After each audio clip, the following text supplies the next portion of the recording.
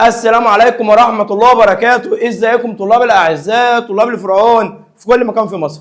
أهلا بكم حبايب قلبي دفعة 2026. النهارده بإذن الله موعدنا مع المراجعة النهائية لطلاب الأزهر، عشان طلاب الأزهر عمالين يبعتوا لنا فين يا مستر المراجعة، فين المراجعة، فين المراجعة. أدي يا صديقي المراجعة جت. طب مراجعة النهارده بإذن الله هنمشي فيها إزاي؟ المراجعة يا صديقي قسمتها لك لثلاث مراحل. اول مرحله النهارده باذن الله هنبدا نحل يا باشا امتحانات شوامل على المنهج، وابدا كمان امرنك على شكل الامتحان اللي هيجي لك في نص السنه. رقم 2 هبدا انزل لك ملزمه على قناه الواتساب، وما تخافش سايب لك لينك قناه الواتساب في اول كومنت. الملزمه دي يا صديقي فيها المنهج كله مجانا لكل طلاب الجمهوريه. رقم 3 يا صديقي هبعت لك كده كام ريكورد على قناه الواتساب باذن الله ما يخرجش منهم امتحان نص السنه. ومش عايز حاجه منك يا صديقي غير انك تسمي الله وتصلي على رسول الله وجهز ورقه وقلم وتستناني. يلا بقى يا صديقي نشوف شكل الامتحان عامل ازاي. وما تخافش يا صديقي انا النهارده مش هحل بس، انا هبدا اشرح لك التريكات اللي ممكن يلعب لك عليها في الامتحان، وكمان يا محترم هقول لك بعض الاجزاء اللي ممكن تلاقيها في الامتحان باذن الله. تعالى كده يا محترم نبدا باول سؤال، ولو انت عايز البي دي اف اللي احنا شغالين منه ده هتلاقيني برضو سايبه لك في اول كومنت. ماشي. اول سؤال بيقول لك ايه؟ اول سؤال بيقول لك ضع علامه صح امام العباره الصحيحه وعلامه غلط امام العباره الخاطئه، ولازم تكمل السؤال علشان تشوف هل هو طالب مني اصحح الخطا ولا لا، عشان دي بيبقى عليها درجات. اول حاجه لما يجي لك سؤال صح وغلط تعرف هل طالب مني اصحح الخطا ولا لا. طالب منك طالب مني نو. ماشي. تعال نشوف اول سؤال. اول سؤال بيقول لك ايه؟ اول سؤال بيقول لك كان من نتائج حروب الرده، وخلي بالك حروب الرده هتجي لك في الامتحان، لازم تعرف ايه اسبابها، ايه نتائجها، واتعملت في عهد مين. حلو. من نتائج حروب الرده ظهور بعض القاده مثل خالد بن الوليد. طبعا يا صديقي الاجابه هنا صح. ليه صح؟ لان حرب الرده ظهرت كفاءه العسكريه بتاعت خالد مين؟ بتاعت خالد بن الوليد. وما تنساش ما تنساش واحنا بنعمل حرب الرده اتجمعنا في مدينه اسمها ذو القصه، ودي ممكن نركز لك عليها في الامتحان. مدينه ذو القصه دي كانت بمثابه غرفة العمليات العسكرية في حرب الردة. مدينة اسمها ايه؟ مدينة ذو القصة. ماشي. السؤال رقم 2 بيقول لك من أشهر قصور العرب، قصر يعني قبل الإسلام، قصر الحمراء بالحيرة. أنت سمعت عن قصر الحمراء ده قبل كده؟ لا، يبقى الإجابة هنا غلط. عايز تصحح الخطأ أشخبط على الحمراء ده وأقول له يا محترم كان قصر اسمه الخوارنق. ده القصر اللي موجود في الحيرة، ده القصر اللي موجود في الحيرة، إنما اللي كان موجود في اليمن كان اسمه عمدان، انما اللي كان موجود يا محترم في الغساسنه كان اسمه المشتى. ركز على الكلام ده واكتبه عندك. ماشي. رقم 3 التقى عمرو بن العاص بالقائد الروماني هنبيل عند اجنادين. هنبيل ده ما سمعتش عنه. امال القائد الروماني كان اسمه ايه؟ كان اسمه الارطبون. كان اسمه يا محترم الارطبون. والارطبون ده محترم جري مننا في اجنادين، واجنادين دي اللي موجوده في فلسطين، وجري مننا في بيت المقدس وراح مصر. يبقى الاجابه هنا كانت خطأ. ماشي. رقم 4. رقم 4 بيقول لك ايه؟ ارسل هارون الرشيد قائده على راس الاسطول الى قبرص ففتح بعضها. هل هارون الرشيد ده هو اللي فتح قبرص؟ طبعا يا صديقي الاجابه صح. هارون الرشيد فتح قبرص وعمل صلح مع اهل قبرص. ما تنساش مين هو هارون الرشيد، وده بيركز عليها في الامتحان. رقم 5 استطاع شارل مارتن. شارل مارتن ده محترم اللي هو كان حاكم فرنسا. ماشي. هزيمة جيش المسلمين في معركة عصر الشهداء. خلي بالك المعركة دي مهمة وهركز عليها في الامتحان. معركة عصر الشهداء أو بقول عليها توربواتيه. معركة توربواتيه. وكان يا محترم القائد المسلم كان اسمه عبد الرحمن الغافقي. وعبد الرحمن الغافقي خسر في معركة بلاط الشهداء أو عصر الشهداء أو توربواتيه بسبب إن هو وقع في خطأ استراتيجي، إن هو كان بيسيب الجنود في كل حتة بيفتحها. فالإجابة هنا يا صديقي هتبقى الإجابة صح. تمام. نيجي اختار الإجابة الصحيحة. عايز الإجابة الصحيحة. أول سؤال بيقول لك إيه؟ أول سؤال آخر ملوك الغساسنة الذي ساند الروم في موقعة اليرموك. معركة اليرموك دي هتجيلك في الامتحان.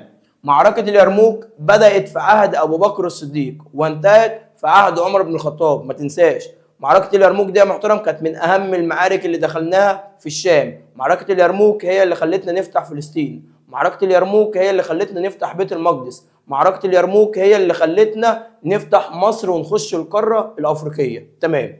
مين يا محترم كان قائد الغساسنة اللي ساند الروم في معركة اليرموك؟ طبعا يا محترم جبلة بن الأيهم. جبلة ايه؟ جبلة بن الايهم. اسمه ايه؟ جبلة بن الايهم. وخلي بالك خلي بالك خلي بالك خلي بالك، تبع الغساسنة كان جبلة بن الايهم، تبع الحيرة كان النعمان بن المنذر. ماشي. رقم 2، من الاجراءات التي اتخذها العباسيون. طبعا لو في طالب عام بيتفرج علينا يقول لك ايه ده بيجي لهم صح وغلط ويختار، ساعات بيركز فيها وساعات بيجيبها صعبه، عشان ايه ما تفتكرش ان الموضوع سهل. من الاجراءات التي اتخذها العباسيون للسيطره على مناطق الصخور والعواصم، تبادل الاسرى بين المسلمين ومين؟ العباسيون عملوا تبادل اسرى بين مين ومين؟ بين المسلمين والدوله الايه؟ والدوله البيزنطينيه، عشان منطقه الصخور والعواصم دي كانت حدا فاصلا بين المسلمين وبين الروم. رقم 3، استقر فتح افريقيا دي اللي هي يقصد بيها تونس، في عهد مين؟ هل في عهد موسى بن نصير؟ لا. هل في عهد عقبه بن نافع؟ لا. امال في عهد مين؟ في عهد الوليد ابن عبد الملك، في عهد الوليد ابن عبد الملك، واللي فتحها صديقي كان الحسان ابن النعمان. ماشي. نيجي لرقم 4. رقم 4 بيقول لك ايه؟ أدرك الرسول صلى الله عليه وسلم أن الدخول في حرب بين أبناء قريش يعني إيه؟ النبي صلى الله عليه وسلم ما رضيش يخش في حرب في البداية مع قريش، قال لك لو دخلت في حرب مع قريش هعمل على تفكيك المجتمع، فالنبي أدرك أن دخوله في حرب مع أبناء قريش ده يعني إيه؟ تفكيك المجتمع وانهياره. عشان كده النبي صلى الله عليه وسلم استخدم الحكمة والموعظة الحسنة مع مين؟ مع قريش، وقال لك صبرا على ياسر، وبدأ في إنقاذ المستضعفين، وبدأ يدور على مكان جديد لنشر الدعوة الإسلامية. تمام. نيجي يا محترم للسؤال رقم 5. السؤال رقم 5 بيقول لك إيه؟ من أشهر الأطباء الذين عرفوا التداوي من الأمراض بالأعشاب الطبيعية. أشهر الأطباء عندي يا صديقي كان الحارس بن كلدة الثقفي. كلدة الثقفي يعني كان من قبيلة ثقيف، وما تنساش قبيلة ثقيف دي كانت موجودة في الطائف، والطائف كانت موجودة في الجنوب الغربي. الطائف كانت موجودة فين؟ في الجنوب الغربي، ما تنساش. يبقى اهتموا بالطب في جهة ايه؟ في جهة الجنوب الغربي. اشهر الاطباء مين؟ الحارس بن كلدة الثقفي. ماشي. تعالى لمن تنسب الاعمال، وانا جايب لك في الملزمة اللي انا سيبها لك على قناة الواتساب اهم الشخصيات اللي ممكن يجي لك عليها لمن تنسب الاعمال. رقم 1 بقول لك عقد صلح البقت، وصلح البقت ده مهم جدا. صلح البقت ده صديقي اللي عملناه مع اهل النوبه. مين اللي عمله؟ اللي عمله كان واحد اسمع عبد الله ابن سعد ابن ابي الصرح. من اللي عمل عقد البقت؟ عبد الله ابن سعد ابن ابي الصرح. عمله في عهد مين؟ كان الخليفه يا محترم كان اسمه عثمان ابن عفان. عثمان ايه؟ ابن عفان. طب اتفاق البقت ده عملناه مع مين؟ عملناه مع اهل النوبه. تمام، يعني جهه الجنوب.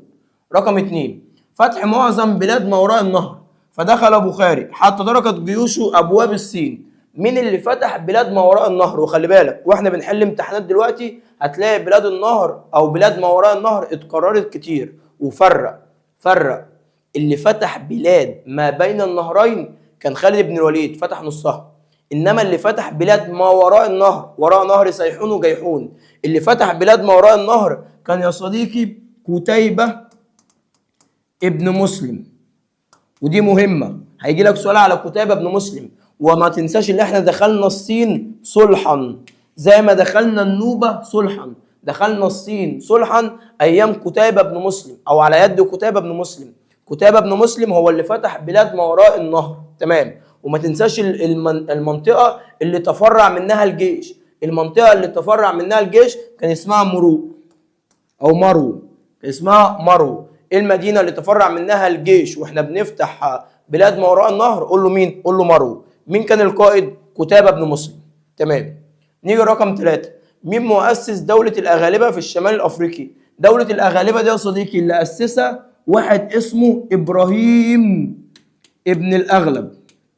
إبراهيم إيه؟ إبراهيم ابن الأغلب. طب مين كان القائد؟ القائد بتاعها كان اسمه أسد ابن فراد. طب افرض جالك قال لك دولة الأغالبة دي، دولة الأغالبة فتحت إيه؟ دولة الأغالبة دي يا صديقي فتحت جزيرة صقلية. دولة الأغالبة دي فتحت جزيرة إيه؟ صقلية. مين عملها؟ إبراهيم ابن الأغلب. مين القائد؟ أسد ابن فراد. أنا ببص بجيب لك كل حاجة ممكن يلعب لك عليها في الامتحان. تمام. نيجي لرتب الأحداث. مستر هو لما يجي لي سؤال رتب الأحداث هو أنا لازم أبقى حافظ التواريخ؟ لا يا باشا. لما يجي لك سؤال رتب الأحداث لازم ترتب في عهد الخليفة مين. يعني مثلا فتح المدائن. فتح المدائن دي كانت في عهد مين؟ في عهد عمر ابن الخطاب. ماشي. فتح سبيطرة ده كان في عهد مين؟ كان في عهد عثمان ابن عفان. فتح أجنادين كان في عهد مين؟ في عهد عمر ابن الخطاب برضو. فتح بلاد السند كان في عهد مين؟ في عهد محترم الدولة الأموية.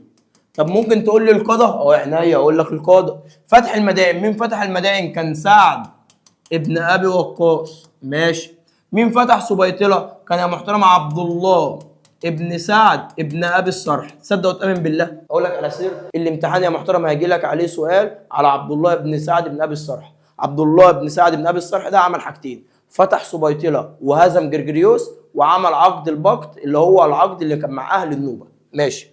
أجنادين، مين فتح أجنادين؟ كان يا محترم عمرو ابن العاص. ماشي. اللهم صل على رسول الله. مين فتح بلاد السند؟ كان يا محترم اللهم صل على رسول الله. ماشي. هنا بقى عايز أرتب إزاي؟ أول واحد اللي كان في عهد عمر بن الخطاب. طب أجنادين الأول ولا المدائن؟ لا يا صديقي، الأول كانت أجنادين، يبقى رقم واحد أجنادين. رقم اتنين المدائن. رقم ثلاثة كانت سبيطرة. رقم أربعة كانت بلاد السند. طب عرفت ازاي ان اجنادين رقم واحد؟ لان يا محترم اجنادين دي كانت سنه 13 هجريه، هي اول حاجه اتعملت كانت اجنادين. تمام. خش على اللي بعده. خلي بالك الحاجات اللي انا كتبتها دي مهمه، يا ريت تسجلها عندك. بيقول لك تعد من اهم الفتوحات التي خاضها المسلمين في عهد عمر بن الخطاب. بص بقى السؤال ده محتاج منك تركيز. اهم الفتوحات التي خاضها المسلمين في عهد عمر بن الخطاب. هل في عهد عمر بن الخطاب فتحنا المدائن؟ ايوه. هل فتحنا النهاوند؟ ايوه. زاد الصواري دي مش عندك. هل فتحنا القادسيه؟ طلع لي كده محترم بقى كشكولك واكتب لي كده معركه المدائن. معركه المدائن دي كانت اخر معركه في العراق، هي اللي خلتنا نسيطر على العراق. مين كان القائد فيها؟ القائد فيها محترم، القائد فيها كان سعد بن ابي وقاص. لو جه قال لك ما هي اسباب معركه المدائن؟ اسباب معركه المدائن محاولة الفرس استرداد ما أخذوا منهم خالد بن الوليد. يعني الفرس كانوا عايزين يرجعوا الحاجات اللي خالد بن الوليد خدها منهم، لأن خالد بن الوليد كان واخد نص العراق، فالفرس كانوا عايزين ياخدوا اللي اتاخد منهم، فعشان كده عملنا عليهم معركة الإيه؟ معركة المدائن. طب ما النتائج المترتبة على معركة المدائن؟ انتصار المسلمين. حلو. طب نهاوند دي عملناها في بلاد فارس. نهاوند دي اللي نهينا بيها على الفرس، بس مش نهينا تماما، احنا نهينا بقى على الفرس في بلاد فارس، فسيطرنا على بلاد فارس بعد معركة نهاوند. طب القادسية، ما تنساش ان القادسية نتائجها ان غيرت الحدود بين الفرس وبين المسلمين، خلت الحدود حدودا طبيعيا، خلت الحدود لحد جبال زاجرس. كل معركة من دي لازم تحفظ اسبابها ونتائجها. طب من اهم واحدة منهم ايه؟ اللي احنا دخلنا بيها بلاد فارس، اللي هي نهاوند. فالإجابة يا صديقي هتبقى نهاوند. طب ما هي الأسباب بتاعت معركة نهاوند؟ أسباب معركة نهاوند يا صديقي محاولة الفرس استرجاع العراق. طب مين كان قائد المسلمين في معركة نهاوند؟ كان النعمان بن مقرن المازني، وده هيجي لك عليه سؤال. النعمان بن مقرن المازني كان قائد معركة نهاوند، ما تنساهاش. ماشي. ما النتائج المترتبة؟ طبعا انتصار مين؟ طبعا انتصار المسلمين وموت او استشهاد النعمان بن مقرن المازني. فهنا الاجابه هتبقى نهاوند. نيجي رقم 4. فتحت معظم بلاد ما وراء النهر. اهو دي تاني سؤال على بلاد ما وراء النهر. مين فتح بلاد ما وراء النهر وانت مغمض؟ جدع، قتيبة بن مسلم. وصل لحد فين؟ وصل لحد الصين. فتح الصين ايه؟ فتح الصين صلحا. ماشي. رقم 5 بيقول لك مر فتحة افريقيه بعده مراحل. بدات في عهد مين اول واحد من دول بدأ بفتح افريقيا؟ طبعا اول واحد كان عثمان ابن عفان. لما محترم بعت مين؟ لما بعت عبد الله ابن سعد ابن ابي الصرح. لما فتح ايه؟ لما فتح سبيطرة دي اللي هي في تونس، وتونس دي هي افريقيا. تمام. نيجي لمن تنسب الاعمال. لازم يا محترم يجي لك باذن الله في الامتحان سؤال لمن تنسب الاعمال، وعشان تحل سؤال زي ده لازم تحفظ الشخصيات اللي عندك في المنهج. طب احفظها ازاي؟ دي هتلاقيها في الملزمه اللي انا بعتها لك على قناه الواتساب. تمام. اول سؤال: مين لقب بطبيب العرب؟ اللي لقب بطبيب العرب يا محترم كان الحارس ابن كلده الثقفي. كان مين؟ الحارث بن كلدة الثقفي. ماشي. حمل لواء قيادة الجيش في غزوة بني قينقاع. بني قينقاع دي اللي عملناها محترم على اليهود بسبب ان هم تعدوا على امرأة مسلمة. طب مين يا محترم كان القائد؟ القائد كان حمزة ابن عبد المطلب. ماشي. السؤال اللي بعده، فتح اكتر من نص العراق. اللي فتح اكتر من نص العراق كان مين يا محترم؟ كان خالد ابن الوليد. الله يبارك لك تحفظ الكلام ده. رقم 4، استكمل المسلمين فتح شرق الأندلس في عهده. كان في عهد مين؟ كان في عهد الوليد ابن عبد الملك. طب لو قال لك القائد، قول له القائد يا محترم كان موسى ابن نصير. وفي 3 فتحوا الأندلس. لو جه قال لك من فتح، بص، من فتح نص البلاد الأندلس، النص اللي فتحها كان طارق بن زياد. من فتح غرب نهر، من اللي فتح غرب الأندلس كان موسى بن نصير. مين فتح شرق الاندلس؟ ودي مهمه، اكتبها. اللي فتح شرق الاندلس كان عبد العزيز ابن موسى بن نصير. ايه اللي فتح شرق الاندلس؟ عبد العزيز ابن موسى بن نصير. مهمه. فتح جزيره الصقليه في عهد دوله الاغالبه. مين القائد؟ كان اسد ابن فراد. كان الاسد بن فراد، ولسه قايلين لك الجزئيه دي. طب مين اسس دوله الاغالبه؟ ابراهيم بن الاغلب. ماشي. طب اتعملت امتى دوله الاغالبه دي؟ في عصر الدوله العباسيه. تمام. نيجي للامتحان اللي بعده، امتحان اسكندريه. اول سؤال اختار الاجابه الصحيحه. بيقول لك يا محترم، الحيره، مملكه الحيره والغساسنه ويثرب، هذه مناطق في الجزيره العربيه. ايه التشابه اللي ما بينهم؟ بص بيجيب لك تشابهات اهو. التشابه بين الحيره والغساسنه ويثرب ان كلهم جايين من اليمن، ان كلهم اتاثروا بسد مأرب. يبقى القاسم المشترك هو مكان النشأة، ان هم كلهم جايين من اليمن. تمام. السؤال اللي بعده، وقوف بني هاشم مع النبي صلى الله عليه وسلم ضد حصار قريش جاء بسبب ايه؟ هم ليه بني هاشم وقفوا مع النبي صلى الله عليه وسلم؟ قول له يا صديقي بسبب العزبة القبلية. وهنا النبي صلى الله عليه وسلم استفاد من العزبة القبلية ايجابيا لأول مرة لما بني هاشم وقفوا مع النبي وحموا النبي من مين؟ وحموا النبي من قريش، لأن قريش كانت عايزة تقتل النبي صلى الله عليه وسلم. تمام. رقم 3، افتقد عبد الرحمن الغافقي. اقول لك على سر، عبد الرحمن الغافقي ده من الشخصيات اللي ممكن يسالك عليها. طب عبد الرحمن الغافقي ده يا مستر عمل ايه؟ عبد الرحمن الغافقي ده يا صديقي ده اللي فتح نص بلاد الفرنجه. يبقى مين فتح نص بلاد الفرنجه من شرقها لغربها؟ قول له عبد الرحمن الغافقي. مين فتح نص العراق؟ خالد بن الوليد. طب عبد الرحمن الغافقي ده عمل معركه ايه؟ عبد الرحمن الغافقي ده عمل معركه بلاط الشهداء، عمل معركه ترب وتيب. عبد الرحمن الغافقي ده مات في المعركه دي اللي هي بلاط الشهداء.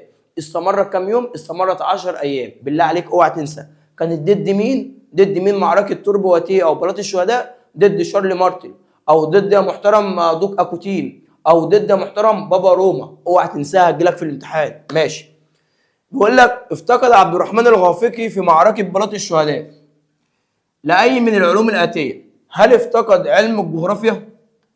هل افتقد علم النفس؟ هل افتقد العلوم العسكريه؟ لا يا صديقي، هو افتقد علم التخطيط. ما عرفش يخطط كويس. ليه؟ لان كان كل ما بيفتح مدينه بيسيب فيها قوات، القوات دي ادت الى ضعف. فهنا محترم عبد الرحمن الغافقي ما كانش عنده علم الايه؟ علم التخطيط، عشان كده اتهزم في معركه بلاط الشهداء واستشهد فيها القائد. ماشي. رقم 4، من خلال دراستك للفتوحات الاسلاميه في عصر الخلفاء الراشدين، استنتج سبب انتصار العرب على الفرس. هم ليه العرب انتصروا على الفرس؟ لو جه قال لك ليه العرب انتصروا على الفرس، هل بسبب مهارة القائد؟ لا. هل بسبب قوة الأسلحة؟ كان الفرس معاهم أقوى مننا. ضعف الفرس ما كانوش ضعاف. امال انتصرنا على الفرس بسبب ايه؟ قول له بسبب قوة الإيمان. إن واحنا كنا بنخش بنحارب بنقول أشهد أن لا إله إلا الله وأشهد أن محمد رسول الله، الله أكبر الله أكبر. فقوة الإيمان دي كانت بتدينا حماس، بتدينا عزم إن احنا نخش ونهزم الفرس. يبقى احنا هزمنا الفرس بسبب ايه؟ قول له بسبب قوة الإيمان. طب فاكر احنا دخلنا في معارك مع الفرس كان اسمهم ايه؟ دخلنا محترم مع الفرس. أول واحد حارب الفرس كان خالد بن الوليد، فتح نص العراق. بعد كده دخلنا معاهم معركة القادسية، سعد بن أبي وقاص. بعد كده دخلنا المدائن، سعد بن أبي وقاص. بعد كده دخلنا نهاوند كان القائد كان النعمان بن مقرن المزني. دول 3 معارك دخلناها ضد الفرس. الاثنين دول قادسية مدائن. من القائد؟ سعد بن أبي وقاص. لو جه قال لك ايه اسباب القادسيه والمدائن، ايه اسباب القادسيه والمدائن، قول له يا محترم محاوله الفرس استرجاع املاكهم. تمام؟ طب ايه اسباب نهاوند؟ اسباب نهاوند يا محترم محاوله برضك الفرس استرداد املاكهم. طب ما النتائج المترتبه على الثلاثه؟ انتصار المسلمين. ماشي. رقم 5. رقم 5 من اخلاق الجاهل. الجاهل الاجابه قبل ان يسمع، والمعارضه قبل ان يفهم، والحكم بما لا يعلم. هذه الحكمه تنطبق على اي من الشخصيات التاليه. مين الشخصيات التاليه ما كانش بيفهم ولا بيتكلم ولا اي حاجه؟ رحنا ندعو للاسلام ام قتل مبعوث النبي. مين اللي قتل مبعوث النبي؟ طبعا شرحبيل بن عمرو. وممكن يجي يقول لك شرحبيل بن عمرو ده كان حاكم ايه؟ شرحبيل بن عمرو ده كان حاكم البصره. طب البصره دي كانت موجوده فين؟ موجوده في جنوب الشام. طب مبعوث النبي اسمه ايه؟ اسمه الحارث بن عمير. اسمه ايه؟ الحارث بن عمير. ممكن يقول لك ما اسم مبعوث النبي الذي ارسله الى شرحبيل بن عمرو الغساني؟ الحارث بن عمير. شرحبيل بن عمرو ده كان حاكم ايه؟ كان حاكم البصره. طب ما النتائج المترتبه على قتل شرحبيل بن عمرو الحارث بن عمير؟ النتائج اللي ترتبت غزوه مؤتة. ماشي. خليك انت ما تكتبش ورايا كده واعمل كده، خليك قاعد. ماشي. السؤال اللي بعده. السؤال اللي بعده بيقول لك ايه؟ السؤال اللي بعده بيقول لك بما تفسر. وانا حاطط لك في الملزمه كل بما تفسر اللي ممكن نلعب لك باذن الله عليها في الامتحان، في الملزمه اللي انا سايبها لك. بما تفسر ازدهار التجاره في شبه الجزيره العربيه قبل الاسلام. قول له يا محترم التجاره كانت مزدهره بسبب رقم 1 موقعها الجغرافي. حلو. رقم 2 الطرق الممهده، صلاه على النبي. رقم 3 معرفه العرب مواقع النجوم والكواكب. ماشي. ممكن اقول يا محترم اللهم صل على رسول الله بسبب مثلا امتلاك اليمن اسطول تجاري ضخم.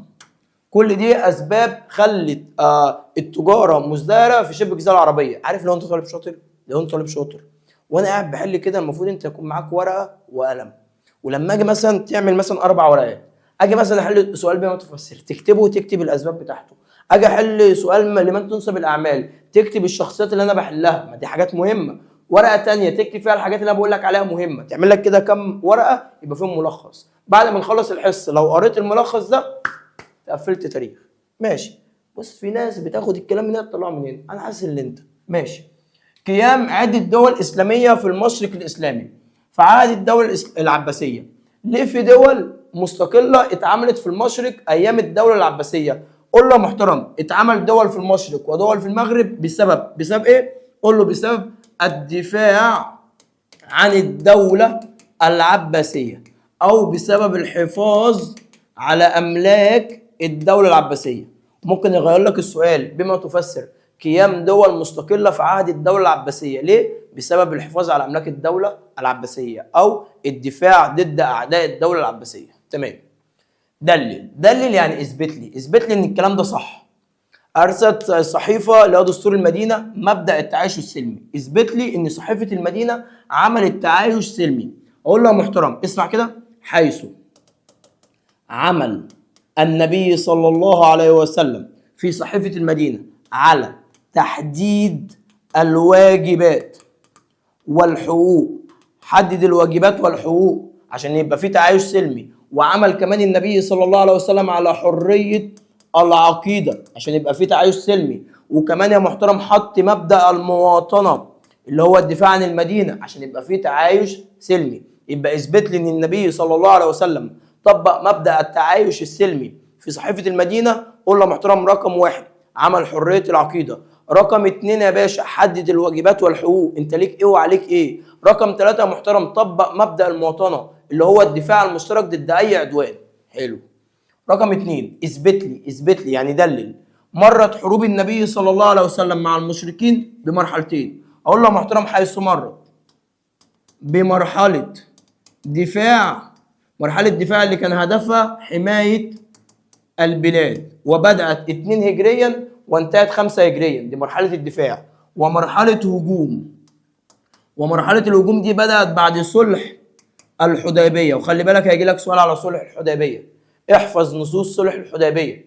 صلح الحديبيه اللي كان 6 هجريا، اللي كان بيقول لك هنوقف القتال بين المسلمين وقريش لمده 10 سنين، اللي كان بيقول لك يا محترم ان هم هيأجلوا دخول مكه للعام القادم، اللي كان بيقول لك من اراد الدخول في حلف محمد دخل، ومن اراد الدخول في حلف قريش دخل، من اتى من محمد الى قريش لم ترده، انما من اتى من قريش الى محمد يرد. نصوص صلح الحديبيه اللي كان 6 هجريا. تمام. صلح الحديبيه ده لما بدات عالميه الدعوه، ما تنساش صلح الحديبيه كان 6 هجريا. ماشي. صلح الحديبيه كان بين المسلمين وبين اسمع قريش. تمام. نيجي الامتحان اللي بعده. الامتحان اللي بعده بيقول لك ايه؟ اكتب كلمه صواب. بص، فرق بين يقول لك اكتب كلمه صواب او حط كلمه صح عشان بينقصك فيها. هنا بيقول لك اكتب كلمه صواب امام العباره الصحيحه او كلمه خطا، ونكمل وتصحيح مع التصويب. مع التصويب يعني قول لي الغلط ده غلط ليه، لازم تكمل السؤال. اول سؤال بيقول لك ايه؟ من اشهر ملوك الحيره جبله بن الايم. لا يا صديقي، من اشهر ملوك الحيره كان النعمان ابن المقرن. النعمان ابن المنذر. كان النعمان ابن المنذر كان من اشهر ملوك الحيره، يبقى هنا العباره خاطئه. ماشي. نيجي لسؤال رقم 2. استغرقت المرحله المكيه من دعوه الرسول صلى الله عليه وسلم 20 عام. غلط يا صديقي، العباره هنا طبعا خاطئه. المرحله المكيه استمرت 13 سنه، وكانت متقسمه لمرحلتين: مرحله سريه قعدت 3 سنوات، ومرحله جهريه بدون مواجهه قعدت 10 سنوات. تمام. رقم 3. كانت حروب الردة من أخطر التحديات التي واجهت الدولة الإسلامية في خلافة أبو بكر الصديق. صح، العبارة دي صحيحة. رقم 4. تعد معركة أجنادين السبب الرئيسي لفتح المسلمين القدس وباقي مدن الشام. لا يا باشا، هنا غلط، مش معركة أجنادين. المعركة اللي خلتنا نفتح الشام ونفتح مصر ونسيطر على بيت المقدس كانت معركة اليرموك. دي اهم معركه دخلها المسلمين ضد الروم، كانت معركه اسمها ايه؟ معركه اليرموك. وانا بقول لك لتاني مره في نفس الفيديو، ما تنساش ان معركه اليرموك القائد خالد بن الوليد. معركه اليرموك بدايتها ابو بكر الصديق، نهايتها عمر بن الخطاب. ماشي. رقم 5. انشا حسان بن النعمان ميناء تونس لتكون قاعده حربيه. طبعا الاجابه هنا صحيحه، والاجابه فوق دي خطا. الاجابه هنا صحيحه. تمام. حسان بن النعمان هو اللي عمل ميناء تونس وفتح افريقيا. اثبت بالادله. اثبت لي ان الكلام ده صحيح. اول سؤال: اصبح لمكه شهره تجاريه في بلاد الحجاز في اواخر القرن السادس الميلادي. طبعا مكه كان ليها شهره تجاريه، قول له بسبب محترم رحلاتها التجاريه اللي كانت بتعمل رحله الصيف. وممكن يقول لك رحله الصيف دي كانت فين؟ رحله الصيف دي يا صديقي كانت في الشام. وكانت بتعمل رحلة الشتاء. رحلة الشتاء دي كانت فين؟ كانت في اليمن. وبسبب محترم كمان أسواقها، أو كمان ممكن يقول لك بسبب موقعها الجغرافي. يبقى مكة كان ليها شهرة تجارية. ليه؟ أول حاجة بسبب موقعها الجغرافي المتوسط بين الشام وبين اليمن. رقم 2 بسبب رحلاتها التجارية. كانت كام رحلة؟ 2. طب رحلة الصيف دي كانت فين؟ رحلة الصيف كانت في الشام، ورحلة الشتاء كانت في اليمن. طب أنهي رحلة اللي كان النبي صلى الله عليه وسلم بيروحها؟ رحلة الشام، النبي هو اللي كان بيروحها. دلوقتي مكة كانت بتعمل رحلتين: رحلة للشام في الصيف ورحلة لليمن في الشتاء. طب أنهي رحلة من دول النبي كان بيروحها؟ الرحلة اللي في الصيف اللي هي رحلة الشام. تمام. السؤال اللي بعده: اتخذ العباسيين عدة إجراءات للسيطرة على منطقة الصخور. اثبت لي. أقول له بص يا باشا، العباسيون عشان يسيطروا على منطقة الصخور والعواصم، رقم 1 عملوا على تقوية منطقة الصخور والعواصم. رقم 2 أتبعوا نظام الصوائف والشواتي. تمام. رقم 3 استطاع الخلفاء النزول في معارك ضد الروم الخلفاء. رقم 4 عملوا على تبادل الأسرى بين الروم بين المسلمين والدولة البيزنطية اللي هم الروم يعني. تمام. سؤال رقم 3: عند بدء الجهر بالدعوة اتخذت قريش عدة أساليب لمواجهتها. قريش عملت ايه عشان تواجه الدعوة؟ عملت 4 أساليب اوعى تنساها. أول حاجة بدأت في نشر الشائعات. رقم 2 التفاوض، تفاوض مباشر مع النبي صلى الله عليه وسلم، وتفاوض غير مباشر مع عمه أبو طالب. رقم 3 بدأت في الإيذاء والتعذيب. أول لما بدأت في الإيذاء والتعذيب بدأت بالعبيد، لما لقيت الناس لسه بتخش في الإسلام بدأت تعذب كله. رقم 4 عملت مقاطعة اقتصادية واجتماعية. والمقاطعة الاقتصادية والاجتماعية استمرت 3 سنوات وكانوا بياكلوا ورق الشجر. طب مين فك المقاطعة؟ اللي فك المقاطعة واحد اسمه زهير بن أمية. اسمه ايه؟ زهير بن أمية. ماشي. رقم 4، حققت غزوة مؤتة عدة نتائج هامة في صالح المسلمين. ايه يا محترم نتائج غزوة مؤتة؟ اكتبها لي، طلع لي كده ورقة وقلم، اكتب لي كده يا محترم. غزوة مؤتة كانت في عهد النبي صلى الله عليه وسلم. القادة بتاعت غزوة مؤتة، القادة زيد بن حارث القائد الأول، جعفر بن أبي طالب القائد الثاني، عبد الله بن رواحة القائد الثالث، خالد بن الوليد القائد الرابع. طب مين القادة اللي اختاروا من النبي؟ زيد بن حارثي، جعفر بن أبي طالب، عبد الله بن رواحة. طب مين القائد اللي لم يختاره النبي صلى الله عليه وسلم وظهرت كفاءته العسكرية؟ خالد بن الوليد. طب ما هي أسباب غزوة مؤتة؟ أسباب غزوة مؤتة قتل شرحبيل بن عمرو الغساني مبعوث النبي اللي هو كان اسمه الحارث بن عمير. ما النتائج المترتبة على غزوة مؤتة؟ قول له رقم واحد معرفة المسلمين أساليب قتال الروم. رقم 2 رفع الروح المعنوية للمسلمين. رقم خمسة بيقول لك تعددت الأسباب التي أدت إلى هزيمة المسلمين في معركة بلاط الشهداء. بلاط الشهداء برضك مهمة. بلاط الشهداء يا محترم أسبابها توسع عبد الرحمن الغافقي في بلاد الفرنجة. نتائجها هزيمة المسلمين. بسبب ايه؟ ليه المسلمين يتهزموا في معركة بلاط الشهداء؟ قول له بسبب محترم برودة الجو او العوامل المناخية. قول له سبب هزيمتنا التحالفات اللي كانت بين دوك اكوتين وشارل مارتل وبابا روما. قول له محترم نتيجة هزيمتنا عدم التخطيط العسكري. سبب هزيمتنا ان يا محترم عبد الرحمن الغافقي وقع في خطأ استراتيجي او في خطأ عسكري. سبب هزيمتنا يا محترم بعد بلاد الفرنجة عن العاصمة. كل ده سبب هزيمتنا في معركة بلاط الشهداء. اشهر سبب التحالفات العسكرية اللي حصلت بين دوك اكوتين وشارل مارتل. لو انت قلت لي انا بتكلم بسرعه يا ابني وقف الفيديو، يا ابني بطل الفيديو، يا ابني انت بتتفرج على الفيديو مسجل، يعني وقف واكتب على الغبيه. ماشي. يجي يقول لك سؤال اختر الاجابه الصحيحه. انا بشتمك عشان بحبك ماشي. عرف العرب اوقات هبوب الرياح ونزول الامطار بعلم ايه؟ علم الانواء. وعلم الانواء ده يا محترم هو العلم اللي تفوق فيه العرب عن باقي الحضارات.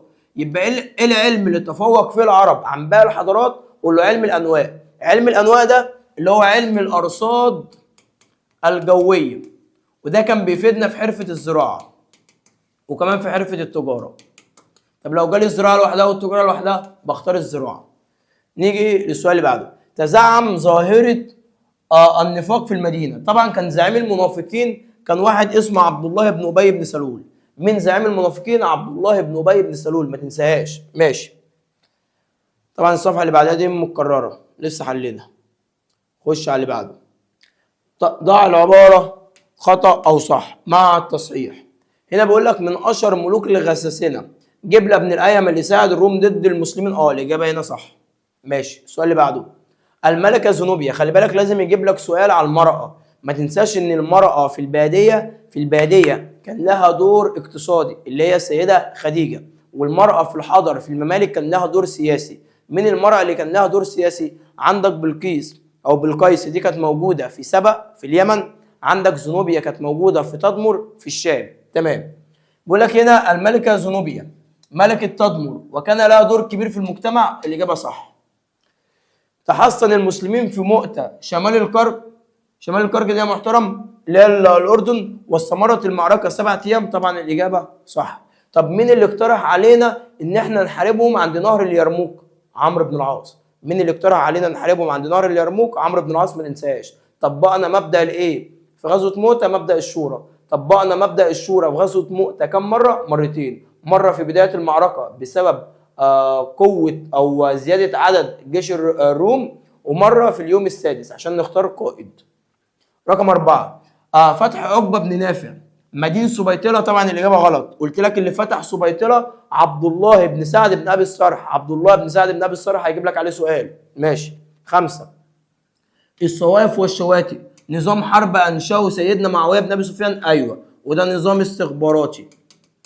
طب مين اول واحد استخدم النظام الاستخباراتي؟ النبي صلى الله عليه وسلم. من تاني واحد استخدم النظام الاستخباراتي؟ معاويه بن ابي سفيان. معاويه بن ابي سفيان عمل نظام استخباراتي، نظام اسمه ايه؟ الصوائف والشواتي. ليه؟ عشان يخش الدوله البيزنطينيه. عرف يخشها؟ فشل. تمام. بما تفسر، اكتب لي السبب. رفض النبي صلى الله عليه وسلم قتل المنافقين. ليه النبي صلى الله عليه وسلم رفض ان هو يقتل المنافقين واستخدم معاهم الحكمه؟ قول له يا محترم: خوفا على تفكك المجتمع، عشان الناس يعني ما تقولش ان هو بيقتل صحابه. طب بما تفسر، عجز موسى بن نصير فتح شمال غرب الاندلس. فتحنا نفتح شمال غرب الاندلس بسبب برودة المناخ. طب لو جه قال لك ما الدروس المستفادة؟ ما الدروس المستفادة من فشل المسلمين في فتح شمال غرب الأندلس وفشل المسلمين من فتح الدولة البيزنطينية؟ الدروس المستفادة قول له: تدريب الجنود على كافة الظروف المناخية. ما الدروس المستفادة؟ ان احنا فشلنا نفتح شمال غرب الأندلس وفشلنا نفتح الدولة البيزنطينية بسبب ان احنا مش متدربين على كافة الظروف، لان الاماكن دي كان فيها برودة جو. السؤال اللي بعده: هجرة اليهود من الشام إلى يثرب. ما السبب إن خلى اليهود يهاجروا من الشام إلى يثرب؟ قول له: بسبب اضطهاد ملك الروم لهم. بسبب إيه؟ اضطهاد ملك الروم لهم. طب من القائل؟ من قائل العبارة: سلام عليك يا سوريا، سلام مودع ونعم البلد العدو؟ اللي قال العبارة دي هرقل. طب قالها إمتى يا مستر؟ قالها يا محترم بعد معركة اليرموك. طب ده يدل على ايه؟ المقولة دي تدل على ايه؟ دي تدل على أهمية بلاد سوريا عند هرقل أو عند الروم. رقم 2: إني أعالج حربا كؤودا صدوما وبلادا ادخرت لك فلك رأيك. مين قال المقولة دي؟ اللي قال المقولة دي كان عمرو ابن العاص.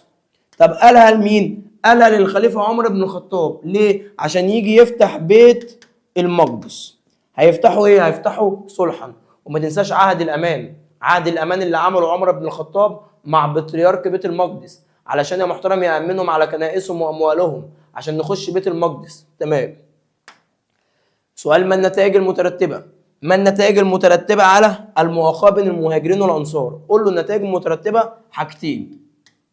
رقم 1: انهاء العصبية القبلية عشان خلى المسلمين أمة واحدة. رقم 2: قوة الجبهة الداخلية. رقم 3: إنشاء مجتمع مترابط. كل دي نتائج مترتبة على المؤاخاة بين المهاجرين والأنصار. ماشي. طب ما النتائج المترتبة على فتح بلاد المغرب؟ ودي مهمة. قول له يا محترم: النتائج المترتبة على فتح بلاد المغرب: دخول البربر الإسلام. رقم 2: اندماج البربر مع المسلمين في الفتوحات. رقم 3: نشر اللغة العربية بين البربر. فكانت نتائج سياسية ونتائج ثقافية. تمام. لمن تنسب الأعمال؟ بص، كل امتحان يقول لك من تنسب الأعمال. مين فتح بلاد ما وراء النهر؟ والله أنت حفظتها جدع. قتيبة بن إيه؟ قتيبة ابن مسلم. وصل لحد فين؟ وصل لحد الصين. ماشي.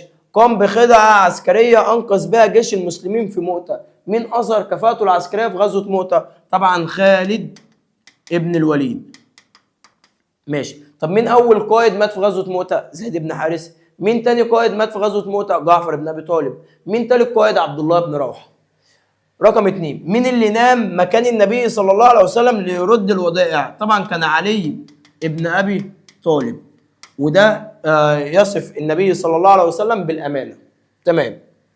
نيجي للامتحان اللي بعده. الامتحان اللي بعده بيقول لك ايه؟ نزل الوحي على الرسول صلى الله عليه وسلم في غار ايه؟ طبعا في غار حراء.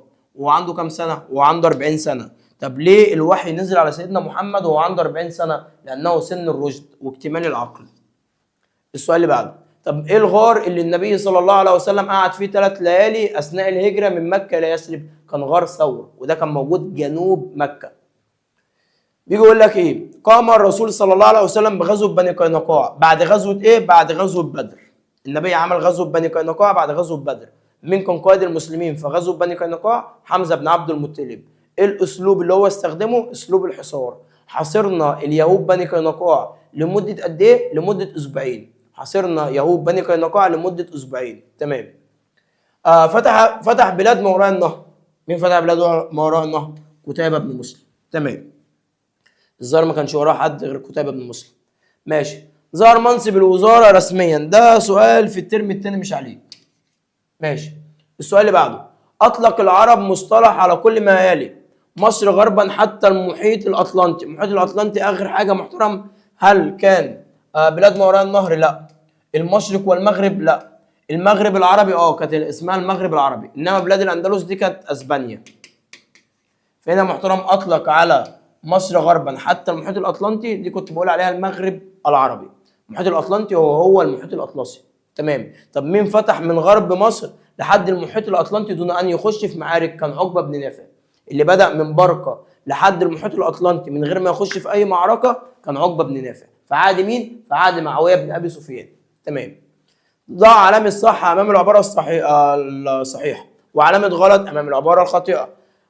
هنا ما قالش صحح الخطأ، عايز أنت تصححه صححه، بس هنا ما قالش. أكدت وثيقة المدينة، صحيفة المدينة يعني، على حق نصر المهاجرين فقط. مهاجرين فقط؟ لا، ده صحيفة المدينة دي كانت تخص المجتمع كله. تم الفتح الإسلامي لغرض ديني فقط. هل الفتح الإسلامي ده غرضه ديني فقط؟ طبعا الإجابة غلط. السؤال اللي بعده، كان من بين عوامل هزيمة المسلمين في معركة بلاط الشهداء استنزاف المسلمين واتحاد جيوش الفرنجة. صح. قوة المسلمين كانت استنزفت. ليه؟ فتحنا مدن كتير جدا وحصل تحالف بين جيوش الفرنجة، بين دوك أكوتين، بين شارل مارتل، بين بابا روما. طب رقم 4، استطاع أبو مسلم الخراساني. أبو مسلم الخراساني يا محترم يعني من مدينة خراسان تثبيت الدولة العباسية في الشرق. صح. هنا صح، لأن أصلا الدولة العباسية قامت على أكتاف الفرس، والفرس دول منين؟ الفرس دول من خراسان. تمام. رقم 5 بيقول لك إيه؟ تمكن حسان بن النعمان بمساعدة أقباط مصر من القضاء على قوة البربر. هل يا محترم ساعد أقباط مصر إن هو يقضي على قوة البربر؟ الإجابة خطأ. هنا الحسان بن النعمان استفاد من أقباط مصر في تكوين قاعدة حربية في تونس. وخلي بالك احنا ما قضيناش على البربر، ده احنا عملنا اندماج مع البربر دخلوا الاسلام. احنا قضينا على الكاهنه دي اللي كانوا بيعبدوها في تونس. مين اللي قضى على المراه الكاهنه؟ الحسن بن النعمان. من قضى على المراه الكاهنه؟ الحسن بن النعمان. لما فتح ايه؟ لما فتح تونس. ماشي. السؤال اللي بعده، من خلال دراستك لصحيفه المدينه وضحى الرسول صلى الله عليه وسلم وما جاء منها من بنود، أجب الآتي: أهم ما جاء منها من بنود حقوق الإنسان. إيه اللي كان بيحافظ على حقوق الإنسان؟ اللي كان بيحافظ على حقوق الإنسان محترم نصرة المظلوم، حرية العقيدة، اللهم صل على رسول الله، نصرة المظلوم، حرية العقيدة، النصح والإرشاد، الاستقلال المالي. كل ده كان بيحافظ على حقوق الإنسان. طب ما الأسباب التي جعلت الرسول صلى الله عليه وسلم يدعو للمؤاخاة بالمهاجرين والأنصار؟ السبب إن النبي عمل بسببه مؤاخاة. السبب خلي بالك، في هدف من المؤاخاة، في سبب من المؤاخاة، في نتيجة من المؤاخاة. إيه هدف المؤاخاة؟ إنشاء مجتمع مترابط، ده الهدف. إيه السبب؟ إن المهاجرين كان عندهم مشكلة نفسية، إن المهاجرين كان عندهم مشكلة اقتصادية، إن المهاجرين عندهم مشكلة اجتماعية. طب ما النتائج المترتبة على المؤاخاة؟ إنهاء عصبية قبلية، عملنا جبهة داخلية قوية، عملنا مجتمع مترابط، وحققنا الهدف بتاعنا. يبقى ايه السبب ان احنا نعمل مؤاخاة؟ ان المهاجرين كانت بتواجههم مشكلة نفسية، وكانت بتواجههم مشكلة اقتصادية، وكانت بتواجههم مشكلة اجتماعية. تمام. رتب الأحداث مش مشكلة تكون حافظ التواريخ. أهم حاجة في عهد خليفة مين؟ فتح بيت المقدس في عهد عمر بن الخطاب. معركة بلاط الشهداء. معركة بلاط الشهداء دي آخر معارك الدولة اسمها الأموية، يعني في الآخر اللي هي تربوتية. فتح أجنادين في عهد عمر بن الخطاب 13 هجرية، اللي فتحها عمرو بن العاص. فتح المدائن برضو في عهد عمر بن الخطاب، واللي فتحها سعد بن أبي وقاص. فتح صبيطلة دي في عهد عثمان ابن عفان. في عهد عثمان بن عفان اللهم صل على رسول الله كان القائد عبد الله ابن سعد ابن ابي السرح. ماشي، عايز ارتب. اول حاجه كانت ايه؟ اول حاجه محترم كانت فتح اجنادين. تاني حاجه كانت فتح المدائن. تالت حاجه فتح بيت المقدس. رابع حاجه فتح صبيطله. خامس حاجه اخر حاجه بلاط الشهداء. بلاط الشهداء ده هتجيلك في الامتحان. ماشي، تعال نحل بقى اخر امتحان معانا. ده العباره الصحيحه والعباره الخاطئه في الاتي. كانت حرفه الزراعه كانت هي الحرفه السائده في شبه الجزيره العربيه. طبعا يا صديقي العباره خاطئه. الحرفه السائده كانت حرفه ايه؟ كانت حرفه الراعي. ما تنساش الزراعه في العراق او في الحيره اعتمدوا على على انهار. الزراعه في الحيره او العراق اعتمدوا على انهار. الزراعه في الشام اعتمدوا على الامطار. الزراعه في يثرب اعتمدوا على الابار والعيون. الزراعه في اليمن اعتمدوا على الامطار. الزراعه في اليمن امطار. الزراعه في الشام امطار. الزراعه في الحيره انهار. الزراعه في يثرب ابار وعيون. طب ايه الحرفه السائده؟ الراعي. كانت الاوضاع في المدينه النبويه قبل دخول الاسلام غير مستقره ويسيطر عليها التوتر. طبعا الاجابه صح، علشان اليهود كانوا موقعين بين الاوس والخزرج عشان خايفين على مكانتهم الاقتصاديه والاجتماعيه. نجح الرومان في اقتحام موقع المسلمين في غزوه موتة بسبب قتلهم. غلط، فشلوا. يقصد بالمجوسيه عباده النجوم والكواكب؟ لا، المجوسيه دي عباده النار. المجوسيه دي جبناها من الفرس. المجوسيه دي انتشرت في شرق شبه الجزيره العربيه. انما عباده النجوم والكواكب كانت العباده السابقه. كان العباده السابقه هي عباده النجوم والكواكب ومرتبطه بالفلك ومرتبطه كمان اللهم صل على رسول الله بالتجاره. صلى عمر رضي الله عنه بالكنيسه القيامه حينما ادرجته الصلاه. غلط، ما صلاش فيها. طب ليه ما صلاش فيها؟ عشان يعمل على حمايه حريه العقيده او يعمل بوصيه النبي صلى الله عليه وسلم. ماشي. انسب الاعمال اللي هي الشخصيات. باذن الله بعد ما تذاكر الورقه بتاعت الشخصيات في الملزمه باذن الله اي سؤال انسب الاعمال باذن الله تعرف تحله. عمل ايه؟ عبر الى الاندلس عام 93 بكنيسه القيامه حينما ادركته الصلاه وهو فيها. هنا محترم اللهم صل على رسول الله. هنا ده سؤالين. المهم اللي عمل بكنيسه القيامه كان الخليفه عمر ابن الخطاب. انما اللي فتح الاندلس هنا كان موسى بن نصير. السؤال اللي بعده. تولى القياده العامه للجيش الاسلامي في حرب المرتدين كان خالد ابن الوليد. ماشي. السؤال اللي بعده. من اشهر الاطباء لقبها بطبيب العرب طبعا كان الحارس ابن كلده الثقفي. دي ثالث مره نقول عليه. تمام. كان بيعتمد على الاعشاب. حاكم بصره اهو. حاكم بصره قتل مبعوث النبي. انت اللي تقول لي. شرحبيل ابن عمرو الغساني وبسببه عملنا غزوه مؤتة. نام في فراش الرسول يوم الهجره علي بن ابي طالب. بص الاسئله متكرره. طب ما النتائج التي ترتبت على فتح مكة؟ النتائج اللي ترتبت على فتح مكة محترم دخول عدد كبير في دين الله أفواجا. ماشي. ما النتائج المترتبة على فتح نهاوند؟ سيطرة المسلمين على بلاد فارس وانتصار المسلمين واستشهاد القائد. ما النتائج المترتبة على فتح صبيطلة؟ سيطرة المسلمين على أفريقيا. تمام؟ أو انتصار المسلمين. طب ما النتائج المترتبة على فتح المسلمين لبلاد المغرب؟ لسه قايلينها. المسلمين لما فتحوا بلاد الغرب الإسلامي البربر دخلوا الإسلام. نشرنا اللغة الإسلامية. حمينا الدولة الإسلامية من جهة الغرب. طب ما النتائج المترتبة على خروج النبي صلى الله عليه وسلم في رحلات تجارية؟ بقى عنده المسؤولية. اتعلم المسؤولية. اتعلم أخلاق الناس. صح ولا لأ؟ صح. ماشي. قارن بين مرحلة الدعوة السرية والجهرية. هتقول له المرحلة السرية استمرت 3 سنين وبدأ النبي صلى الله عليه وسلم بالأقربين وكانت في دار الأرقم ابن أبي الأرقم. المرحلة الجهرية استمرت 10 سنوات والنبي صلى الله عليه وسلم والمسلمين اتعرضوا للإيذاء والتعذيب وتعرضوا للشائعات وتعرضوا لحرب من قريش. تمام. قارن بين حلف الفضول وسقيفة بني ساعدة. حلف الفضول يدعو إلى نصرة المظلوم أو من العادات الإيجابية عند العرب قبل ظهور الإسلام. حلف الفضول ده هيجي لك عليه سؤال.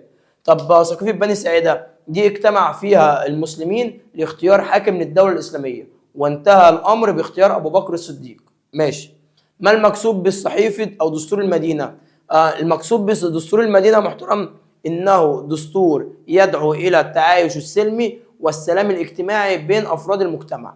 طب ما المقصود بحرب الردة؟ دي خطر واجه الدولة الإسلامية في عهد ابو بكر الصديق وكانت بمثابه اخطار داخليه. برهن يعني اثبت لي. برهن على صحه كل من الاتي. اثبت لي كان المسجد دور مهم في بناء الدوله الاسلاميه. قل له حيث لعب المسجد ادوار متعدده. المسجد النبي صلى الله عليه وسلم كان له دور ديني في نشر الدعوه الاسلاميه وكان مكانا للصلاه. مسجد النبي صلى الله عليه وسلم كان له دور اجتماعي، كان مأوى للمهاجرين. مسجد النبي صلى الله عليه وسلم كان له دور سياسي وعسكري لأنه كان مركز لإدارة الدولة فيه. تمام. برهن من مبادئ وقوانين الفتح الإسلامي الرحمة والعدل والمساواة. أقول له حيث وصانا النبي صلى الله عليه وسلم، ما تنساش وصية النبي للفاتحين. وصانا النبي إن إحنا ما نقتلش شيخ، ما نقتلش امرأة، ما نقتلش طفل. وصانا النبي إن إحنا ما نحاربش حد ليلا عشان نحافظ ان احنا ما نرعبهمش ونحافظ على حقوق الانسان. وصانا النبي ان احنا ما نقربش للرهبان نتعبد في الصوامع. وصانا النبي صلى الله عليه وسلم ان احنا ما نهدمش مسجد، ما نهدمش معبد. وصانا النبي ان احنا ما نحرقش نخلا، ما نهدمش بيتا. تمام. برهن تختلف اهداف الفتوحات الاسلاميه عن اهداف الاحتلال والاستعمار. قول له هدف الاحتلال استنزاف ثروات البلاد. هدف الاحتلال استنزاف ثروات البلاد. هدف الفتوحات هو ان هم ندعوهم الى المسامحه، ندعوهم الى التعايش مع الاخر. برهن حكمه ملك الصين في تجنب الصدام مع المسلمين. قل له خوفا على اراضيه. ملك الصين طلب الصلح من قتيبة بن مسلم عشان خايف على اراضيه، عايز يحمي اراضيه. بلوغ الفتح الاسلامي مدى الى بلاد الهند. برهن اثبت لي حيث وصل اللي فتح بلاد الهند كان اسمه محمد ابن القاسم الثقفي، وده يدل محترم على مهارته العسكرية. ماشي. اكتب ما تعرفه عن المجوسية. قلت لك المجوسية دي كانت عبادة ايه؟ المجوسية دي يا صديقي كانت عبادة النار. عرفناها من الفرس، انتشرت في منطقة شرق شبه الجزيرة العربية. اكتب ما تعرفه عن غار ثور. غار ثور ده اللي قعد فيه النبي صلى الله عليه وسلم هو وابو بكر الصديق اثناء الهجره من مكه الى يثرب. ماشي. اكتب ما تعرفه على دور المراه. قل له المراه في الباديه كان لها دور اقتصادي ودور طبي اللي كانت بتداوي الجرحى، ودور عسكري كانت بتدق طبول الحرب. المراه في الحضر كان لها دور سياسي زي بلقيس في سبأ في اليمن، زي زنوبيا في تدمر في الشام. ماشي. اكتب ما تعرفه عن رحله الرسول صلى الله عليه وسلم الى الطائف. النبي صلى الله عليه وسلم راح الطائف في العام العاشر من البعثة. في العام العاشر من البعثة اللي هو كان عام الحزن بسبب فقدان النبي السيدة خديجة وعم أبو طالب. حلو. ورفض الطائف دعوة النبي. اكتب ما تعرفه عن مراحل الدعوة الإسلامية المكية والمدنية. قول له المكية قعدت 13 سنة، اتقسمت لسرية واتقسمت لجهرية بدون مواجهة. المدنية قعدت 10 سنين واتقسمت لجهرية مواجهة المعتدين وعلامات الدعوة. تمام. ماذا يحدث إذن؟ ماذا يحدث إذن؟ لم يتخلص الرسول صلى الله عليه وسلم من المنافقين. كان محترم هيفضل فيه اضطرابات داخليا في يثرب، وكان محترم كان هيؤدي إلى تزعزع استقرار الدولة الإسلامية. طب ماذا يحدث إذن؟ نجح تحالف اليهود مع المشركين ضد الدولة الإسلامية. كان ممكن يعملوا على تفكيك، اكتب له كده، كان ممكن يحصل تفكيك للدولة الإسلامية. ماشي. طب ماذا يحدث إذن؟ لم يحارب أبو بكر الصديق المرتدين. كان حصل محترم اضطرابات داخلية وحصل تزعزع للدولة الإسلامية، ولم يثبت أبو بكر الصديق كفاءته السياسية. ماذا يحدث إذن؟ لم يتفق المسلمين في اجتماع سقيفة بني ساعدة. من يخالف رسول الله أو من يخلف رسول الله صلى الله عليه وسلم. لو ما كانوش اتفقوا كانت استمرت المشكلة السياسية في الدولة الإسلامية، ما كانوش حلوا المشكلة. كان النجاشي ملك الحبشة لم يتصف بالحكمة والعدل. لو كان النجاشي ملك الحبشة ما عندوش عدل كان سلم المسلمين لقريش.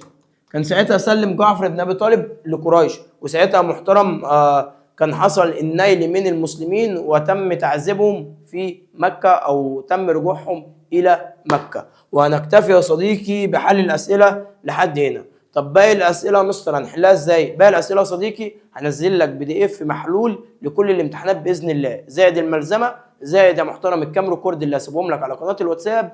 ولو انت احتجت اي حاجه بعديهم يا صديقي تقدر تبعت لنا على الواتساب او تبعت لتيم الماده العلميه. وما تقلقش يا صديقي، هنكون سهرانين معاك ليله الامتحان وهنكون معاك خطوه بخطوه، لان طلاب الفرعون دايما في امان وهدفهم ال 60 من 60، بس انت عندك الدرجه من 20. فاتمنى كده يا صديقي تروح الامتحان وتجيب لنا الدرجه النهائيه وتيجي تطمنا. والسلام عليكم ورحمه الله وبركاته.